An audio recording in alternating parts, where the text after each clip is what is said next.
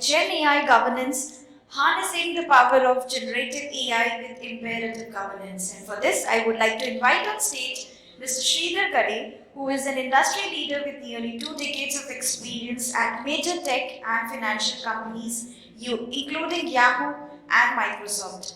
Shri has presented at conferences, blogs, and social media about emerging trends, leadership, and career guidance. With around 2 decades of experience working alongside talented industry leaders, he believes in democratizing career growth principles, making them universally accessible for all, regardless of location or financial background. With this, please welcome Mr. Sreedhar with a big round of applause. So, switching gears a little bit, we are getting into one of the most sought after topics of generative AI. Whether we are GTM, sales and marketing, or we are going out for a quick job interview, first thing that comes out is, hey, what are we doing with Gen AI? And then if you're not doing much, then probably we'll talk next year, right? How many of you agree with this? Yeah, most of you. Awesome. So just to put things into perspective, the entire human civilization has been around for almost like 300,000 years, and there are only 2 milestones I can talk about. One is the invention of computers, not the calculators, the actual computers in the 1930s. And the second thing is the generative AI, which came in like the 2000s, right? That's how big this phenomenon is. And today's presentation, we are going to take it in 3 different parts. This next 20 minutes, and then we can take Q&A. The first part is about how big is this phenomenon, because why do we care? There's a lot going on with our teams, and is it even important for us to actually focus on? Right? We'll talk about some of those numbers and statistics. Second part is how does it impact the DevOps and SRE world, so which is more specific to the folks who are in this room, and how are we going to implement some of those best practices. So the why, and a little bit about how part as well. And the last part is generative AI governance. This is another thing. In one line, if you want to, if I need to explain you that, the generative AI governance is the one which is actually standing between us and AI taking over the humanity. So just a joke, but it could be reality in next 5 to 10 years if we don't do a good job at AI governance, right? So with that, let's jump straight into it. So there are certain numbers. The disruption already has begun. Some of you have used the GitHub Copilot or Code Whisperer in Amazon, right? Like 1 or 2 hands here. But then I think these are the the codecs and the code assistants, which are some of the companies are claiming that more than 80% of the efficiency is being generated. But just imagine this: even if you take very conservative number of 10% efficiency of developer efficiency, and the company has about 1,000 developers, you're talking about saving time of 100 developers. Okay, imagine hiring 100 developers. Like with the current hiring scenarios, I think it's going to take months and quarters. And if you just up it by 20%, and then you know the math. At the same time, you can actually look at the pharma, the new candidates for the drugs. It generally takes years of calculations and computation. Now we are talking about months and weeks. It's impacting insurance business. It's impacting everything else, right? Let's also look at the TAM. So these are the very conservative numbers that you see on the screen. So this is from BCG. Last year we were talking about $9 billion TAM. So all the companies that are innovating on generative AI spoke about $9 billion, $10 billion of TAM. This year we are talking about doubling that. So next 3 years, so the estimation is that 100% growth. And then if you look at the 5 years horizon, we are talking about 66% compound growth as well. And if you go to 2032, right, 10 years from now, we are talking about $1 trillion, right? So this is, I think, if you look at it, it's impacting businesses across all the sectors, and it's impacting if you're a student, if you're a software engineer, or if you're just a vegetable vendor, it does not matter, it impacts everyone. And that's why I put it in the context of the invention of computers, the generative AI, almost the same category. It's not a blockchain movement, right? It's not even an iPhone movement. It's much bigger and larger than that. So going a little further than that, so how does generative AI create value in the business, right? So most of the times we look at, hey, I have a need for increasing my revenue and improving my revenue. So let me actually work back and see, like, what can generative AI do for my business, right? It's kind of a reverse way of going, but actually the way we want to do it is you first identify use cases. And it's also important for our DevOps community, also engineering community, to find out what type of problems am I trying to solve. Am I in the SaaS industry, am I in pharmaceuticals, or am I in automobile? What are the use cases that I would like to solve? And then, based on the use cases, you basically pick the large language models. Because in the future slides, we'll dig in more the capabilities, the types of LLMs, so that they have specific capabilities that you'll need to look at it and deploy accordingly. And then you're basically talking about, based on the LLMs, you build the product features. LLMs kind of drive the product features. In the past, the software that is developed by our engineers used to define the behavior of your product. Now just the LLMs, and then how you actually do the prompt engineering. And finally, you're talking about business value. So it's kind of a reverse, right? So this is exactly how the landscape is all about. So now, let's say all of us in this room are tasked with leveraging generative AI for our businesses. Like, what do we do, right? Especially in DevOps world, how does generative AI help us, right? I think it's not hard to find out the use cases. You can ask generative AI itself. You can ask ChatGPT, hey, what are the top 10 use cases of? That's what I did, right? But my favorites are basically code gen and instant prediction and prevention. Forget about detection and resolution. You're talking about just making sure that they don't even happen. We are also talking about automated test case generation and automated checks. Smart CI/CD, that basically it's more like an adaptive CI/CD, where you also look at the behaviors of your engineering teams and like your QA teams and what type of bugs that flow in and predicts well in advance. It also puts in error budgets and stuff like that. So this is traditional, right? Most of you in the room probably are aware of use cases that generative AI can help for DevOps. But have you thought about the reverse? Where DevOps can help generative AI? Right? So DevOps can help and actually must help generative AI because anything and everything with generative AI can go well or go positively or negatively very fast, right? And it can go out of hands and put companies into legal troubles very fast. And that's why we will talk in the future slides about governance and responsible AI. But when you look at it, I'm doing the prompting. I have thousands of developers sitting in my office coding and prompting my LLMs. And I also have non-engineering users like accounting or HR, and we also gave them access, to actually do their day-to-day work. Like for example, creating PowerPoint presentations or like analyzing my Excel sheets, for a finance team. All these use cases, like I just said in the first slide, is that it impacts everyone. So obviously it impacts everyone in your office.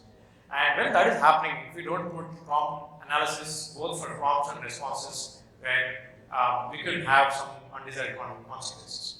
And then we are talking about accuracy, bias, performance, and GDPR, many other things. We'll go more deeper, but I think most of the folks in this particular room and also outside do want to think about what do we do for the generative AI governance. Basically, it's called MLOps or responsible AI. And I think this name is also going around a lot, but not many companies have been able to figure out how to do it exactly. We all want to do it, but like most of us really trying to figure out how it needs to be done, including largest companies like Microsoft, Google, and Amazon.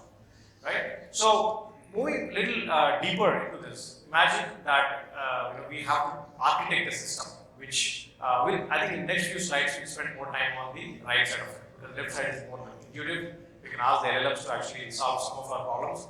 And considering that we have limited time, we'll look at the harder part. Right? How do we create generative AI governance?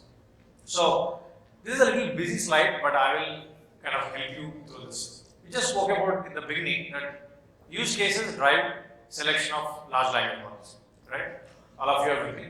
So in the large language models, you have two types. One is the generative type LLMs, right, or models. Other one is the discriminative.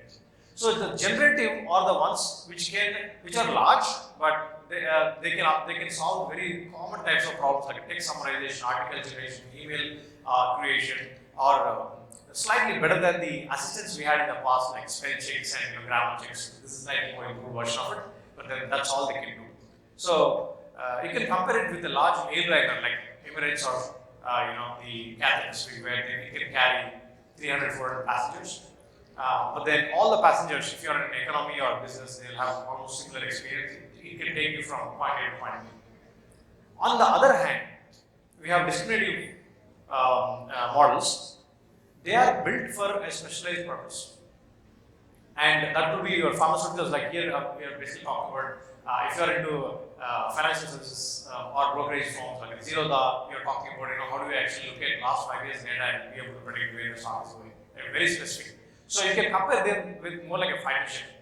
It cannot carry like 300 people, only like 1 or 2 persons. So then it can go with the speed of sound, and it can get a lot of stuff done for you, and it can actually go around the planet without refueling multiple times, right? So for your business, you will need both. And it's important for this community to be able to figure out, when do I need, like what type of model and be able to deploy. If we don't do that, we end up losing a lot of precious time, and then our competition is actually going much faster. The notion of using a particular model for all use cases is actually not happening, right? That's exactly this slide is all about. And underlying, we are talking about how do you actually build a governance model which kind of supports both type of discriminative as well as generative models. So for the generative models, we all know we have OpenAI, all the big fours, right? We have Bedrock from Amazon, we have Vertex from Google, we also have Azure OpenAI. So all these big names are right? And on the discriminative side, you basically can use Llama 2, and we have Phi 1.5 from Microsoft, and a lot of these LLMs you can actually download even on your laptop and be able to actually train and use them. They are like your fighter jets, they are small, but they're also very efficient. You can train for your business use, right? So let's go a little deeper into this concept. So if you are more interested in, hey, how do I deploy this? First 2 lines you already know, but if you go deeper, the discriminative models are trained a lot. I think it's obvious because it's a fighter jet. You need to actually teach it your domain and your particular use case. So if you talk about Freshworks in our company and also a lot of companies that I'm consulting currently with, we have use cases. They are called like the Freshworks model and account model, which means that this model is basically trained on the business and use the products that Freshworks currently serve, and exactly understands the context of all the products. Right? You have an ITSM product, and you actually do a prompt. It understands that it's actually in specific. When I say incident, it's actually a proper network or like a machine or the cloud related incident. Then the account model. I have a customer, a large customer like Airtel or Paytm, and then when I train this particular model on that particular customer, it can even understand the departments and their org structure. Right? On the other hand, the generative AI or we say foundation models, we don't train them much. First of all, training them is super expensive. They are very large, very bulky. So use them for what they are good at, which is text-based manipulations or generation and modifications. Right? Some more information is here. We can just take a screenshot or we can actually share this offline. But what do we do? How do we access? Is for the generative AI part, we all know we could just subscribe to OpenAI or Microsoft, and they give you API access, and then token-based charging happens. So if you are doing inference, it's all token-based, like for every 1,000 tokens or every million tokens you charge. If you are training it, they also go with like 1,000 a million tokens or something like that. Training is generally more expensive.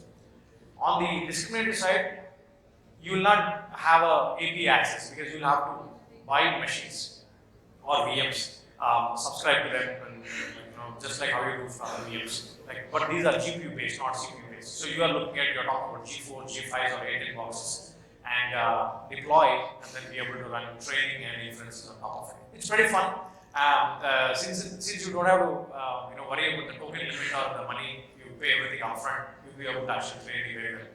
But at the end, for the developer, as a DevOps engineering or a DevOps leader, we want to be able to create an abstraction layer that all the developer needs to focus is, how do I build my use case? How do I code my use case? That's it. And then in the back end, you want to be able to have a proxy, some kind of like an application layer proxy which automatically redirects folks where they need to go. And that's how simple we made it. But then it all depends upon your business and where you are. And this is the kind of LLM landscape that I was talking about. And by the way, this slide changes every day. So, and every week. If you go to Hugging Face, you'll see a lot of open source models coming up. If you go to look at the leaderboard at any point, you see like anywhere between 100 to 200 different really working models. But then these are the big fours that we talk about. Microsoft and OpenAI more or less same, but recently Microsoft also opened up with their ML library, where they are actually bringing in Llama, Alpaca, and everything else. So same is with Google and Amazon. They are having a supermarket approach, which means you have a container, you will be able to choose the model that you want and be able to deploy. So all these companies are actually making you think, or actually leading you to feel that there is no right answer and there is no safe place to go. And we just need to make sure that we need to figure out what and then have give multiple options to your teams. So switching quickly into a generative AI governance, right? And why we need the governance, we all are aware, but just want to let you know that everybody is focused on building use cases with Gen AI. We are busy with creating use cases and creating revenue, but very few people are focusing on what can go wrong with it and how do you actually prevent that. So there is a spectrum, how much you want to spend. There are some companies, if you are using OpenAI, all they say is, you know what, if something goes wrong with it, just go to OpenAI's privacy policy. I'm not responsible for it. Very simple, right? Just go, and then your privacy policy has one link. Just redirect. On the other side, if you go to OpenAI itself, they have something called super alignment. They have put aside 20% of all their manpower and budget, and this project will run for next 4 years. Okay, all it is trying to do is making sure that AI will not get to something called AGI, which is like an artificial general intelligence. At some point, it will surpass human intelligence. After that, human will stop. We cannot comprehend what is happening, and then after that, you will become just like a kindergarten student for an AI system. Okay, this is actually planned for 2027 and 28, and that's exactly OpenAI is trying to prevent. So I'll spend a couple minutes on this, and this is a basically 5-pillar strategy for basically the generative AI. So you are talking about data governance. So data governance is all about what you are doing with the customer data. Data address, data transit, privacy, anonymization. Are we using BI data for actually training your models? All your policies and your posture will be defined there. And there is a security governance. It's all about physical and network security. It's all good stuff in the SaaS business, but it also applies. And data residency and other stuff like you just want to make sure that Europe data doesn't go to US or other countries. You have to look at all that. There's also your staff. Like I said, I'm in finance. Okay, I have a big Excel sheet, all the company finances are there. You know what, let me just upload it to OpenAI and just see how it summarizes for me. And the next minute, your entire company finances as a public company are public, right? How do you prevent that? Now, fourth one is model governance. Model governance is pretty complex. This is where, as a DevOps or SRE, leadership or engineering, I want to be able to evaluate models on various different factors like their performance, their capabilities, accuracy, bias, and be able to actually have a bookshelf kind of thing for my developers. They can choose from based on what they want to actually. It's more like a library of functionalities that they can actually go pick it up. Last but not least, functional governance is a little more complex. And how do you tune your the prompts and the responses that are coming in? It should actually go from your code itself, and that's where we are basically we need to focus and we need to kind of engage with the developer community. This is one good example of how Microsoft solves this problem to some extent, not completely, but this is Microsoft has an ecosystem of M365. We all know millions of VDC users, also thousands of B2B users, customers. So every prompt, like you can see, it goes into something called Microsoft Graph, where prompts are analyzed and rebuilt, regenerated, and sent to the LLM. The response also goes back to the analysis system and made sure that no abuse, no bias, no malicious stuff is there, and then again before sending it to the user. So, and it all happens in microseconds and milliseconds without adding any additional latency. I think you want to be able to build something like that. And looks like we are out of time. I'll quickly summarize the whole thing, right? So, generative AI is here to stay. It's not a blockchain, it comes and goes. All of us need to, I think, get to this fact and start actually building capabilities in our teams and for self and the company, start putting aside the budgets and stuff like that. And use cases will drive all the businesses, right? The business value interface. And then governance drives the prevention of business risk. I think these two actually go hand in hand. You just want to make sure that none of this goes faster than other. Then I think you're going to actually create some kind of an imbalance. And then I also suggest that we create a dedicated team, not part-time team will not help because it needs a lot of mindshare, people who have passion and ability and learn fast and who can stay up in the night and work in the weekends or festivals because things are changing very fast. And then cross-functional teams for the use case generation because this is where we need to figure out and reduce kind of duplication. Top level compliance authority, last but not least, we are basically saying that fail fast method, because there is no right answer. I'm telling you today, if I want to build a use case or if I want to build a solution, there are very few companies outside who solve this problem, including Microsoft and Google. So if you go and talk to them, they say like we are also trying to solve it. Which means instead of looking for perfection, just like fail fast, keep trying things. And that's the last slide. Will you take any questions? Great. Thank you so much. We'll take one quick question. Yeah. There we go.